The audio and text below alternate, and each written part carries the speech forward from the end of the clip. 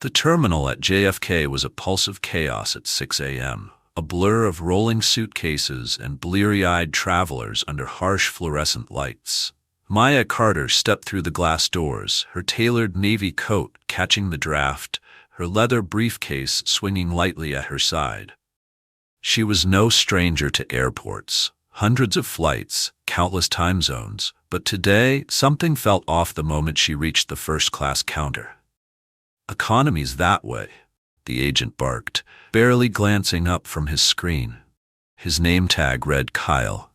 Maya froze, her boarding pass already in hand, seat 1A glowing clear on her phone. "I'm first class," she said, voice steady, offering the pass. Kyle's eyes flicked to her face, black, composed, unapologetic, and he waved a hand dismissively. "We'll need to verify," he snapped, loud enough for heads to turn. Before she could speak, he signaled security. 2 officers approached, their boots heavy on the tile. "Ma'am, step aside," one said, gripping her arm like she was a problem to be solved. Maya didn't flinch, but her pulse quickened as they escorted her away from the gate, past gaping passengers and a smug Kyle watching like he'd won. A white businessman behind her glided through without a second glance, his pass barely scanned. What nobody knew, not Kyle, not the officers, not the crowd, whispering behind their coffee cups, was who Maya Carter really was. She wasn't just a traveler. She held the keys to their airline's future, a titan with more power than their CEO could dream of. And in that moment, as she stood sidelined, her phone buzzed with a message that would change everything. "What would you do if they tried to erase you? Stick around. You won't believe how this ends." The air in JFK's Terminal 4 hung thick with the hum of early morning travelers, briefcases clicking, coffee cups steaming, and the faint buzz of overhead announcements. Maya Carter stood just beyond the first-class counter, her breath steady, but her eyes sharp, still stinging from the security escort that had branded her an outsider minutes ago. She adjusted her navy coat, smoothed a stray curl, and moved toward the priority check-in kiosk, determined to reclaim her place. Her boarding pass for the 8:10 a.m. flight to Geneva, seat 1A, paid in full, felt like a shield she wasn't ready to surrender. At the kiosk, a new agent, a woman with a tight bun and a name tag reading Sarah, glanced at Maya's pass. "Geneva, huh? Nice trip," she said, her smile practiced but thin. She scanned the code, then frowned at the screen. "Hold on. There's a glitch. Says your seat's unconfirmed." Maya's jaw tightened. "That's not possible. I checked in online last night." Sarah tapped a few keys, her nails clicking loudly in the quiet. "Systems showing 1A as reassigned. Let me call a supervisor." Before Maya could protest, Sarah waved over a man in a crisp blazer. Kyle again, the same agent who dismissed her earlier. His smirk was subtle, tucked into the corner of his mouth like a secret. "Miss Carter, right?" he said, glancing at her ID with exaggerated care. "We've had an overbooking issue. Happens sometimes. You're still a priority, just not 1A anymore." Maya's voice stayed level, but her fingers curled around her briefcase handle. "Overbooked? I confirmed that seat 3 weeks ago. Who's in it now?" Kyle didn't answer directly. He tilted his head, eyes sliding to a man in a gray suit chatting loudly on his phone nearby, white, mid-50s, with the kind of ease that screamed entitlement. "We prioritize based on loyalty tiers," Kyle said, handing her a new boarding pass. "Here's 12C, still a good seat." Maya stared at the pass. Main cabin. Aisle, not even a window. A demotion dressed up as a favor. She didn't argue, not yet. She took the pass and stepped back, feeling the weight of nearby stairs, travelers whispering just loud enough to be heard. The walk to security was a gauntlet of glances. A mother with a stroller avoided her eyes. A guy in a Mets cap scrolled his phone but angled it to watch her pass. Maya's heels clicked against the tile, each step a reminder that she was being watched, measured, and found wanting. At the TSA pre-check lane, her global entry card should have been a golden ticket, fast-tracked clearance. No hassle. She scanned her pass, but the light blinked red. The agent, a stocky man named Jamal, looked apologetic but firm. "Random screening, ma'am. Step over here." "Random?" Maya's tone was calm, but her eyes locked onto his. "I've cleared pre-check for 10 years. Never random." Jamal shrugged, his hands already motioning her to the side. System. Nothing I can do." She watched as the next passenger, a woman in yoga pants and a Patagonia jacket, sailed through without a glance. Then a bearded guy with a backpack. No red lights, no pauses. Just Maya pulled aside like a glitch in their machine. The screening was slow and deliberate. A female agent, her badge reading Tanya, unzipped Maya's briefcase with ungloved hands, flipping through her tablet case and a folder marked Nexus Ventures, Confidential. "What's this?" Tanya asked, holding up the folder like it was contraband. "Work," Maya said flatly. "Private equity. Sensitive documents." Tanya raised an eyebrow, smirking. "Fancy. You must be important." The sarcasm landed like a pinprick, sharp and personal. Maya didn't respond, but her chest tightened as Tanya tossed the folder back, its edges now creased. They wanted her twice, even though nothing beeped. Tanya's hands lingered at Maya's waist during the pat-down, pressing harder than necessary, a silent assertion of control. "All clear," she finally muttered, but the words felt like a taunt. Maya repacked her bag herself, every zipper pull a small act of defiance. She caught Jamal's eye as she left. He looked away, uncomfortable but silent, complicit in his inaction. Past security, Maya headed for the Sky Elite Lounge, a haven of leather chairs and quiet she'd earned with years of platinum status. She tapped her pass at the entrance. Red light again. The receptionist, a young guy named Ethan, barely looked up. "Access denied, ma'am. Must be a mix-up." Maya slid her phone across the counter, showing her membership ID. "No mix-up. Check again." Ethan sighed, scanned it, and then shook his head. "Says your profile's flagged. You'll need to call customer service." "Flagged for what?"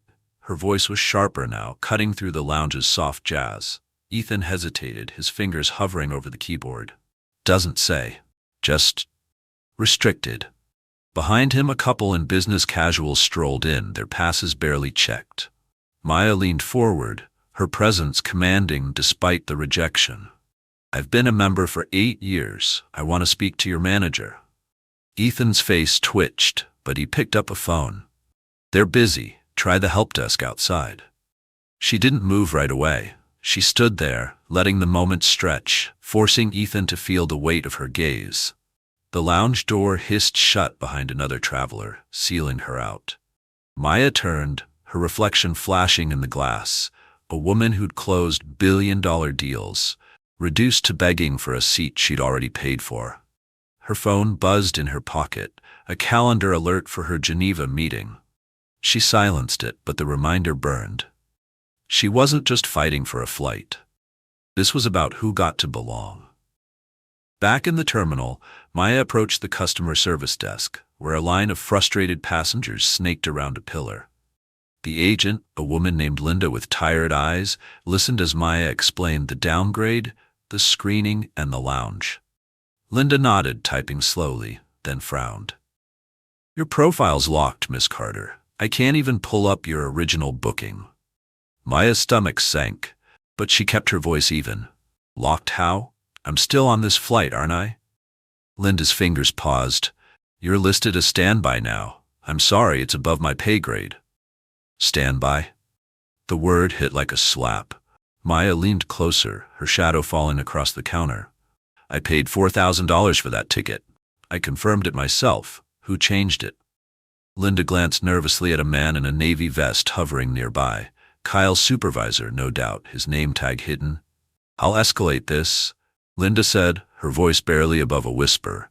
"But it might take a few hours." Maya's eyes narrowed. "I don't have hours. My flight board's in 90 minutes. The supervisor stepped forward, his posture all false charm. "Miss Carter, I'm Greg. Let's not make a scene. We're doing our best to accommodate everyone." His tone dripped with condescension, the kind that coated every ma'am in a layer of dismissal. Maya didn't flinch. "A scene? I'm asking for what's mine. You're the ones turning this into a circus." Greg's smile tightened. Policy's policy. If you're unhappy, file a complaint after you land. After she landed. The phrase echoed, a quiet promise that her voice didn't matter here. Maya stepped back, her mind racing. She could feel the terminal closing in, every glance and whisper weaving a net to trap her. A kid nearby dropped his juice box, the splash grazing her shoe, but his dad didn't apologize, just tugged him away like Maya was the hazard. She wiped the stain with a tissue, her hands steady but her heart pounding with a slow, heavy rhythm. She found a bench near gate C9, away from the crowd, and sat to regroup. Her phone buzzed again, a text from her assistant, Lena. Geneva deck finalized. Boardroom's ready. Are you good? Maya stared at the screen, her thumb hovering over the reply. She wasn't good. She was a ghost in a system that had erased her, one click at a time. She typed delayed, handling it, and locked the phone, her reflection staring back from the dark glass. Across the gate, Kyle reappeared, clipboard in hand, directing passengers with the ease of a man who owned the place. He caught her eye for a split second, his smirk flickering like a dare. Maya didn't look away. She knew this wasn't just about a seat or a lounge pass. It was a calculated game, each slight move to push her out of sight, out of power. And Kyle was just the face of it, a cog in a machine that thrived on silence. She stood, her briefcase heavier now, and walked toward the gate's information board. The flight status blinked on time, but her name was nowhere on the manifest screen. She checked her app, still on standby, no seat assigned.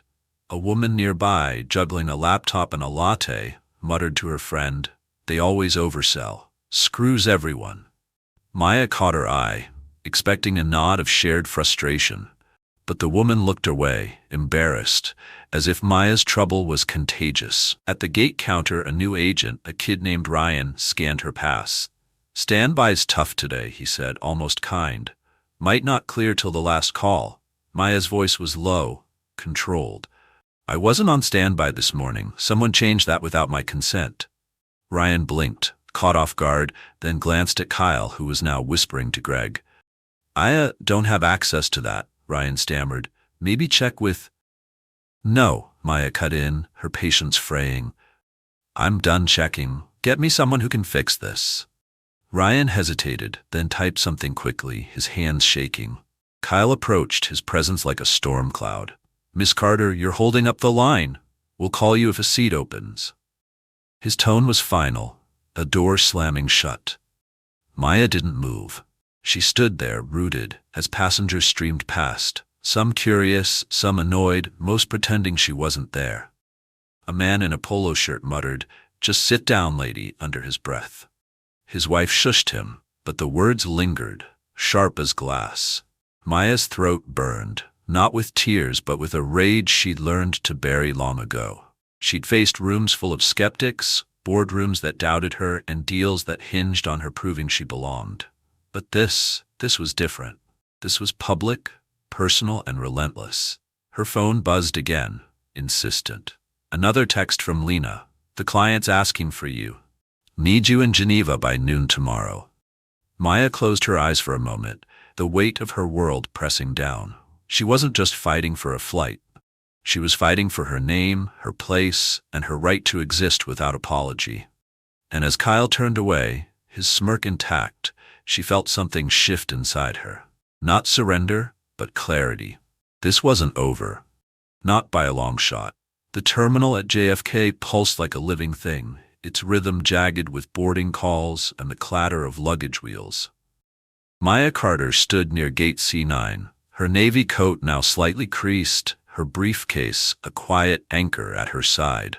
The standby status on her boarding pass burned in her pocket, a scarlet letter branding her as irrelevant in a system she'd mastered years ago. It was 7:15 a.m., less than an hour until her Geneva flight, and the air around her crackled with the weight of 1,000 unseen slights. She wasn't just a passenger anymore. She was a target, and the machine was tightening its grip. Maya approached the gate counter again, where Ryan, the young agent from earlier, was typing furiously, his face pale under the fluorescent lights. Any update on my seat? She asked, her voice calm but edged with steel. Ryan flinched, his eyes darting to Kyle, who lounged nearby, clipboard in hand, his smirk now a permanent fixture. Still stand by, Miss Carter, Ryan stammered. We're full, but I'll let you know if… Full? Maya cut in, leaning forward. I had a confirmed seat in 1A. Someone took it without my consent. I want to know who. Her words were measured, but they landed like a gavel, drawing glances from nearby passengers. A woman with a yoga mat and a dad wrestling with a toddler, all pretending not to listen. Ryan's hands froze over the keyboard. I don't have that info, ma'am. It's locked in the system. Locked? Maya's eyes narrowed, her presence filling the space like a storm gathering strength. You keep saying that. Who locked it? Before Ryan could answer, Kyle sauntered over, his posture all easy confidence, like a man who'd never lost a hand. Miss Carter, let's keep this civil, he said, his voice smooth but laced with warning. We're doing you a favor by holding a standby spot. Most people wouldn't get that. A favor? Maya's tone was low, dangerous, the kind of quiet that makes your skin prickle.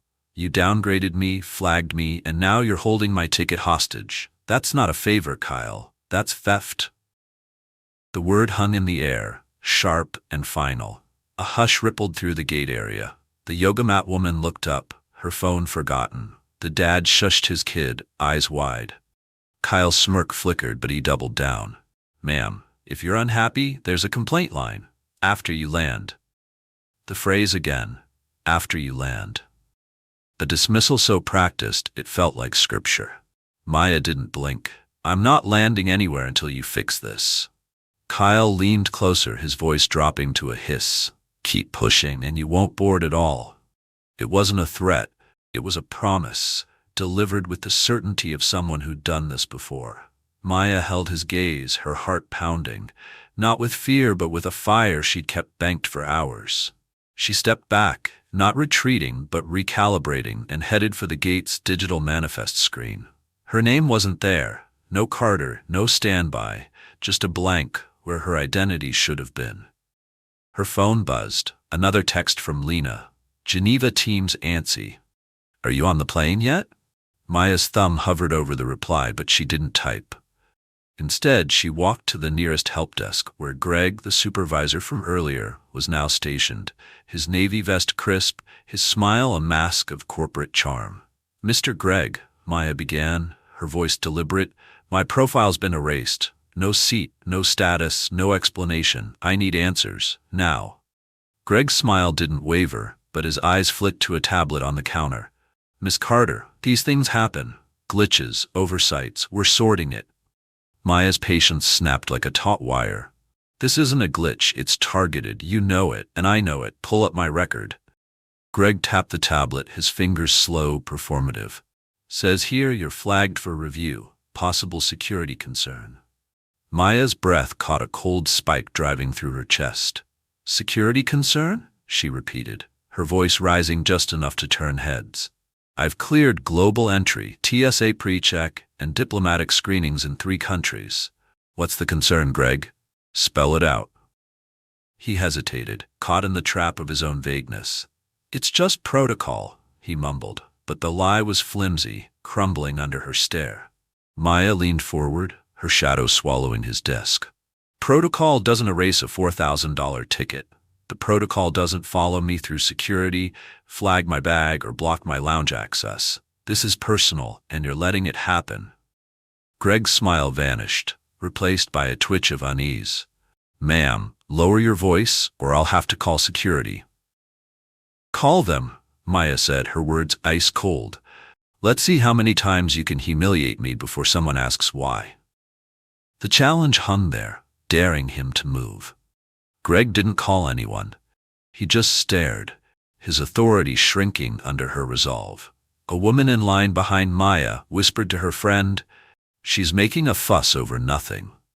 The friend nodded, but her eyes lingered on Maya, uncertain, like she sensed the ground shifting. Maya turned away, her pulse a drumbeat in her ears, and headed back toward the gate. The boarding announcement crackled overhead. Flight 719 to Geneva, priority boarding, now open. She watched as passengers streamed forward.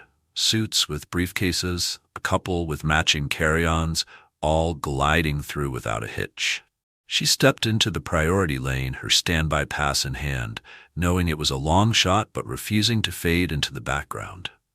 Kyle was at the podium now, scanning passes with mechanical precision.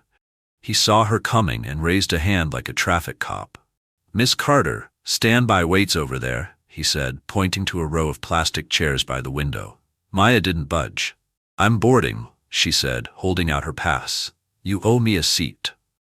Kyle's eyes hardened, but his voice stayed smooth and performative for the crowd. "No seat, no boarding. Step aside, please." The please was a mockery, a blade wrapped in velvet. Maya stood her ground, her presence a wall no one could ignore. "You don't get to decide that," she said, loud enough for the line to pause. "I paid for this flight. I belong here." Kyle's jaw tightened, and he nodded to a security officer nearby, a tall man named Derek, his badge gleaming like a warning. Derek approached, his hand resting lightly on his radio. "Ma'am, let's not disrupt the process. Move to the seating area." "Disrupt?" Maya's voice cracked, not with weakness but with raw, unfiltered fury. "You've disrupted my day, my rights, my dignity, and now you want me to sit quietly while you erase me?" Derek's hand moved to her shoulder, a gentle push, but it felt like a claim, an attempt to own her space, her story. Maya stepped out of his reach, her eyes blazing. "Don't touch me," she said, each word a bullet. The terminal seemed to hold its breath. Phones came out, recording from angles just shy of obvious. A teenager in a hoodie whispered, "She's not wrong," but no one else spoke. Kyle seized the moment, his voice rising for effect. "Miss Carter, you're causing a scene. We have a flight to board." The accusation was a trap, painting her as the problem, the loud one, the troublemaker. Maya's chest heaved, her restraint fraying like a rope stretched too thin. She could feel the eyes, dozens, maybe hundreds, judging, dismissing, waiting for her to crack. And part of her wanted to scream, to tear apart their carefully scripted game. But she didn't. Not yet. Instead, she turned to the crowd, her gaze sweeping over them like a spotlight. "This isn't about a seat," she said, her voice steady but resonant, carrying across the gate. "It's about who gets to be seen, who gets to matter. I'm not invisible, not today." The words landed like a stone in still water, rippling through the onlookers. Some shifted uncomfortably, others nodded, a flicker of recognition in their eyes. Kyle's smirk faltered, just for a second, but he recovered fast. "Security, please escort Miss Carter back," he said, his tone clipped. Derek and another officer, a woman named Carla, stepped closer, boxing her in. Carla's face was neutral, but her eyes held a trace of reluctance, like she knew this wasn't right but had no choice. "Let's go, ma'am," she said softly. Maya didn't resist, not physically. She let them guide her back, each step a deliberate choice to save her strength for what came next. But as she walked, she felt the weight of every glance, every whisper, every phone pointed her way. She wasn't just being moved, she was being erased, one frame at a time. They led her to a corner near the gate, a dead zone of sticky armrests and flickering outlets, far from the boarding lane's bustle. Derek lingered, his radio crackling with static. "Just stay here," he said, almost apologetic. "It's for everyone's safety." Safety. The word was a lie, a flimsy excuse to justify their control. Maya sat, her briefcase at her feet, her hands clasped to keep them from shaking. She wasn't scared, she was furious, a slow-burning fire that threatened to consume everything. Her phone buzzed again, insistent, a call this time. Lena's name flashed on the screen. Maya let it ring, her eyes locked on Kyle, who was now laughing with a gate agent, carefree, untouchable. The boarding line thinned, priority passengers vanishing down the jet bridge. A man in a Red Sox cap muttered to his wife. She should have just waited, loud enough for Maya to hear. The wife elbowed him, but the damage was done. Maya's throat tightened, not with tears, but with the weight of being seen and unseen at once. She opened her phone, Lena's voicemail waiting. Maya, the Geneva deal's on a knife's edge. We need you here? Call me. The urgency was a lifeline, a reminder of who she was beyond this terminal. But here, now, she was nothing. A standby ghost, a flagged profile, a woman who dared to stand too tall. Kyle glanced her way, his eyes cold, calculating, like he was measuring how much further he could push her. Maya's fingers tightened around her phone, her mind racing. She could feel the cliff's edge beneath her feet, the moment where endurance met rebellion. Every slight, every dismissal, every hand on her shoulder had built this tower of injustice, and it was teetering, ready to fall. She wasn't done, not by a mile. And as the final boarding call echoed, her eyes sharpened with a promise. They'd pushed her too far, and they were about to learn what that meant. The corner of JFK's Terminal 4 was a purgatory of cracked plastic chairs and flickering lights, a place where forgotten travelers waited to be remembered. Maya Carter sat there, her navy coat folded neatly over her lap, her briefcase at her feet like a silent ally. The sting of her public escort still lingered. Kyle's smirk, Derek's hand on her shoulder, the crowd's whispers branding her as trouble. It was 7:45 a.m., and the Geneva flight's jet bridge was sealed shut, her name erased from its manifest. The overhead speakers chirped with routine updates. But for Maya, they were a taunt, a reminder that the system had chewed her up and spat her out. Her phone buzzed in her hand, a relentless pulse she'd ignored for too long. Lena's name flashed again, her assistant's urgency bleeding through the screen. Maya's thumb hovered, her breath slow and deliberate, as if she were standing at the edge of a cliff. She'd endured hours of calculated slights, downgraded from 1A to standby, flagged as a security concern, pushed out of sight like a stain they couldn't scrub clean. But endurance had its limits, and Maya's was a wire stretched to snapping. She lifted the phone to her ear, answered without greeting, and spoke two words that cut through the terminal's hum like a blade. It's time. On the other end, Lena's voice was crisp with no hesitation. Understood. Activating now. Maya's eyes closed for a heartbeat, a flicker of calm before the storm. Full withdrawal, she said, her voice low but unyielding. Nexus Ventures, all domestic and sovereign funds. Block Orion Airlines negotiations. Send the audit files, executive level, no redactions. Effective immediately. There was a pause. No doubt but the sound of keys already moving. Done, Lena said. Media's on standby. Want me to pull the trigger? Maya's lips curved, not a smile, but a signal. Do it. She ended the call, her hand steady, and slipped the phone into her pocket.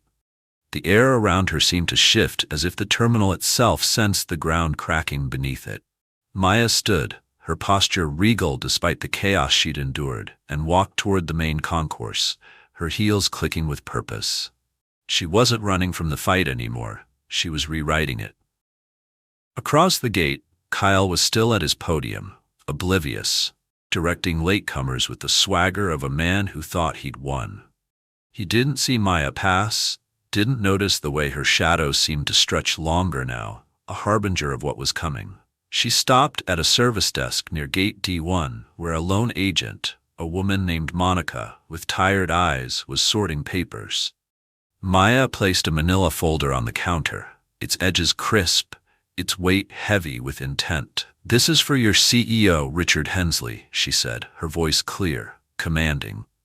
Urgent. Confirm delivery. Monica blinked, caught off guard by Maya's presence, which seemed to fill the space like a spotlight. I can't just, she started, but Maya leaned forward, her gaze unwavering. Tell him it's from Maya Carter. 3 months of passenger audits, employee logs, and video captures from 5 U.S. terminals, including this one. Orion's compliance failures are time-stamped. If he doesn't see it in 10 minutes, it's with every news outlet from CNN to the Times.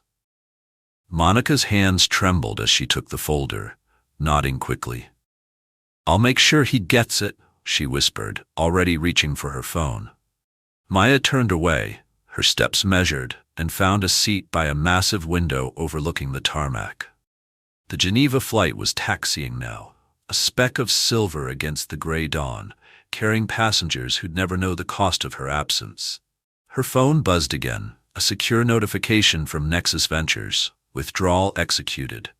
$600 million in joint capital pulled from Orion Airlines, contracts frozen, estimated impact $1.2 billion over 3 quarters. Maya read it, her expression unreadable, and locked the screen. The lever had been pulled, and the machine was starting to scream. Inside Orion's executive suite, tucked behind frosted glass on the terminal's upper level, the first tremors hit. Richard Hensley, CEO, was mid-sentence in a virtual board meeting when his assistant burst in, her face pale. "Sir, you need to see this," she said, thrusting Maya's folder into his hands. Richard frowned, flipping it open, his eyes scanning the first page. Confidential audit, Orion Airlines. Systemic discrimination protocols. Case study, Maya Carter, JFK Terminal 4. His breath caught as he read further. Logs of Kyle's overrides, Greg's approvals, and passenger complaints buried for years, all tied to a single name now burning through their system. "Who is she?" Richard snapped, but his phone was already lighting up with alerts. A board member's text. Nexus just pulled out. $600 million gone. Another from legal. Doty's launching an inquiry. Civil rights violation claims. Then a call from their PR chief, voice shaking. Reuters and MSNBC are circling. They've got footage. JFK Gate, a black woman escorted out. It's blowing up online. Richard's hand gripped the desk, his knuckles white. "How did this happen?" he barked. But the room was already spinning, executives scrambling for laptops, their polished calm unraveling like a cheap thread. Downstairs, the terminal was starting to buzz with a different energy. Passengers near Gate C9 refreshed their phones, X-posts popping up with shaky videos of Maya's standoff. Her voice clear, "I'm not invisible," trending under JFK Justice. A college kid in a beanie nudged his friend, showing her the clip. "She's calling them out, man. Look at this." The friend nodded, eyes wide, already sharing it. Maya didn't see the posts and didn't need to. She felt the shift in the air, the way heads turned now, not with judgment but curiosity, maybe even respect. Kyle, still at the gate, was starting to falter. His radio crackled with urgent chatter. "Concourse ops, report to boardroom now," but he ignored it, focusing on the next flight's manifest. Then Greg appeared, his face ashen, sweat beading at his temples. "Maxwell," he hissed, pulling Kyle aside. "What did you do to Carter?" Kyle's smirk vanished. "She was a problem. I handled it." Greg's voice dropped to a whisper, frantic. "Handled it. She's not some random. She's Nexus Ventures, a top stakeholder. They just tanked our contracts. We're bleeding millions." Kyle froze, his clipboard slipping slightly in his grip. That's not on me," he stammered, but Greg was already walking away, his phone pressed to his ear, muttering about damage control. Kyle's eyes darted to the concourse, searching for Maya, but she was gone from the gate's chaos, now seated calmly by the window, a queen surveying a kingdom she just set ablaze. Upstairs, Richard Hensley paced the executive suite, his tie loosened, his voice hoarse from shouting into phones that brought only bad news. The folder lay open on the conference table, its pages a guillotine, employee IDs, override codes, and passenger logs showing a pattern of bias stretching back years, all culminating in Maya's case. A board member patched in via Zoom was blunt. "She didn't just pull funds. She's got whistleblower docs with Congress. We're cooked unless we fix this now." Richard slammed his fist on the table. "Find her. Get her back in a seat, a suit, anything." But Maya wasn't waiting for their apologies. She'd opened her phone again, tapping a secure app with her thumbprint. A new message to Lena. "Release the testimonials. All 47 cases are public domain. Tag the DOT, FAA, and major outlets." Lena's reply was instant. "Done. X is lighting up. You're trending." Maya didn't smile, but her eyes gleamed with a fire that hadn't burned this bright in hours. She wasn't fighting for a seat anymore. She was dismantling a system that thought it could break her. The terminal's digital screens flickered, some now showing delayed for Orion flights, a ripple effect of the chaos upstairs. Passengers grumbled, unaware of the earthquake Maya had triggered. A news ticker on a nearby TV crawled with a breaking story. Orion Airlines faces probe over discrimination claims at JFK. The anchor's voice cut through. A passenger's viral video has sparked outrage, with allegations of racial bias. Maya glanced at the screen, her face unreadable, then turned back to the tarmac, where another Orion plane sat grounded, its crew scrambling. Richard Hensley emerged from the suite, his suit rumpled, his eyes wild. He spotted Maya across the concourse, seated like a statue of justice, and moved toward her, his steps uneven. "Miss Carter," he called, voice strained with a mix of panic and deference. She didn't turn, didn't acknowledge him, her gaze fixed on the horizon.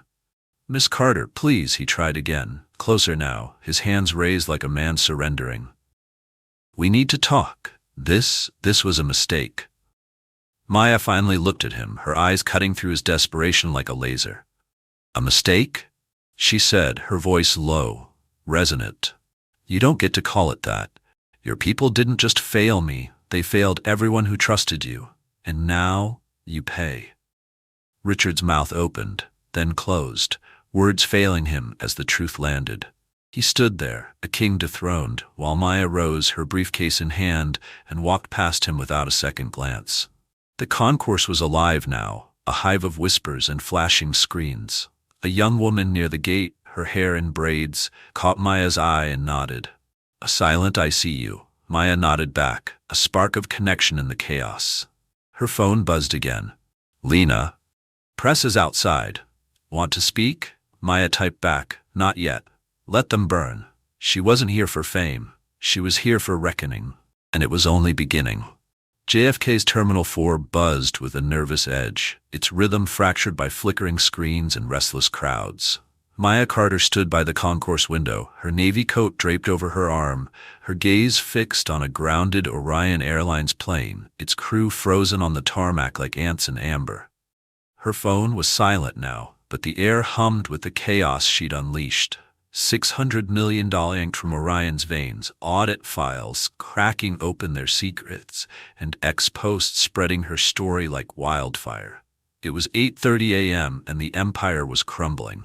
Upstairs, Richard Hensley's executive suite was a war zone of shattered egos. Papers littered the conference table, laptops glowed with red alerts, and board members' voices barked through speakerphones. "Nexus Ventures froze our loans," one shouted, his tie askew. Richard's face was gray, his hands shaking as he scanned Maya's folder again. Kyle's overrides, Greg's signatures, years of buried complaints, now a noose around his neck. "How did we miss this?" he rasped, but no one answered. His PR chief stammered, "X is calling it JFK justice. We're trending for all the wrong reasons." Down at gate C9, Kyle Maxwell stood alone, his clipboard useless, his smirk long gone. Passengers milled around, confused by canceled signs flashing on Orion's boards. A gate agent whispered, "They're grounding flights, something big's happening." Kyle's radio crackled. Maxwell, boardroom now, but he didn't move, his eyes darting to where Maya had sat, as if her shadow still lingered, judging him. Greg rushed by, his vest unbuttoned, muttering, "She's killed us," not realizing Kyle heard. The truth sank in. He hadn't just lost a fight, he'd lost everything. The terminal's TVs blared breaking news. Orion Airlines halts operations amid discrimination scandal. A reporter's voice cut through. A passenger's viral stand at JFK has triggered a federal probe. Passengers glanced up, some pulling out phones, others murmuring, "That's her, right?" Maya didn't watch.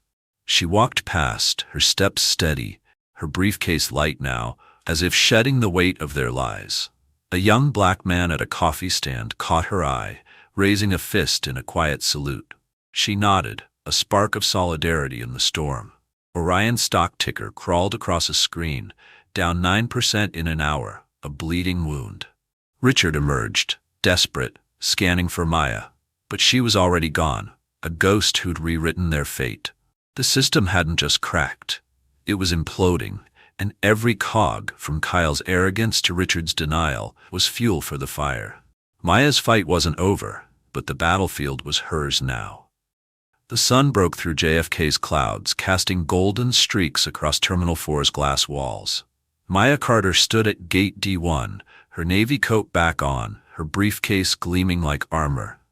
Orion Airlines' collapse echoed behind her, screens flashing canceled, Richard Hensley's pleas drowned in newsroom chatter, Kyle's career reduced to a resignation letter no one would read. Her $600 million withdrawal had cracked their empire, but Maya's victory wasn't in the wreckage. It was in the space she'd carved for herself, unyielding, undeniable. She boarded a new flight, not Orion, never again, bound for Geneva, her seat 1A secured by a rival airline's eager nod. As the jet bridge closed, a young black woman, a gate agent named Tasha, slipped her a note. "Thank you. I'm staying because of you." Maya's eyes softened, a rare smile breaking through. She tucked the note away, its weight heavier than any contract she'd signed. Months later, the ripples spread. Orion limped back, rebranded with a hollow "We Care" slogan, but its scars remained. New federal rules, bias training, a board gutted of old blood. Maya didn't watch their press conferences. She was in boardrooms, closing deals, her name now a whisper of power and proof. X still buzzed with JFK justice, her viral stand inspiring stories, a barista who called out a boss, a student who challenged a rule. Maya's fight had lit a spark, not just for her, but for anyone who'd ever been unseen. She stood at a podium in Geneva, addressing global investors, her voice steady. Change isn't loud, it's deliberate, relentless. Start where you stand. The crowd rose, clapping, but Maya's mind drifted to JFK, the sticky chairs, the smirks, the moment she chose to fight. That was her legacy. Not the millions or headlines, but the truth she'd forced into the light. Back home, a kid at a Brooklyn diner scrolled X, watching Maya's clip. "She didn't back down," he told his mom, eyes bright. "Maybe I won't either." And somewhere Maya felt it, a quiet shift, a world turning fairer, one stand at a time.